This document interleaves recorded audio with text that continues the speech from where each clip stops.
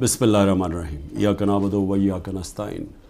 मेरे पाकिस्तानियों, जब तक ये पैगाम आप तक पहुँचेगा मुझे ये अरेस्ट कर चुके होंगे और मैं जेल में होऊंगा। तो मेरी आपसे सिर्फ एक ही रिक्वेस्ट है, अपील है कि आपने घरों में चुप करके नहीं बैठना। मैं ये जो जदोजहद कर रहा हूँ ये अपनी ज़ात के लिए नहीं कर रहा, ये अपनी कौम के लिए कर रहा हूँ, आपके लिए कर रहा हूँ, आपके बच्चों के मुस्तकबिल के लिए कर रहा हूँ। अगर आप अपने हुकूक के लिए नहीं खड़े होंगे, आप ग़ुलामों की ज़िंदगी गुजारेंगे, और ग़ुलामों की कोई ज़िंदगी नहीं होती। ग़ुलाम ऐसे होते हैं जैसे चूंटियाँ ज़मीन पे होती हैं, उनके ऊपर परवाज़ नहीं होती।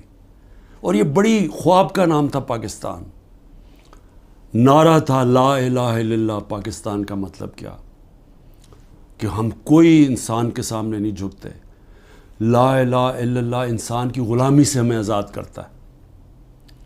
और हमारे नबी सल्लल्लाहु अलैहि वसल्लम ने अपनी मदीना की रियासत में सबसे पहले इंसानों को आज़ाद किया था अदल और इंसाफ दे के। ये है जंग इंसाफ की, आपके हकूक़ की, आपकी आज़ादी की।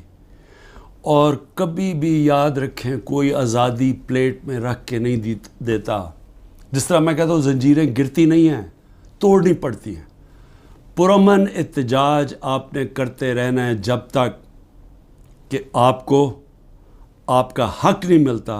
और वो सबसे बड़ा फंडामेंटल राइट है वोट के ज़रिए अपनी हुकूमत मुंतखब करना, ना तो किसी और कोई कब्ज़ा ग्रुप इस मुल्क के ऊपर कब्ज़ा करके बैठ जाए जो आज कब्ज़ा करके बैठा हुआ है। शुक्रिया।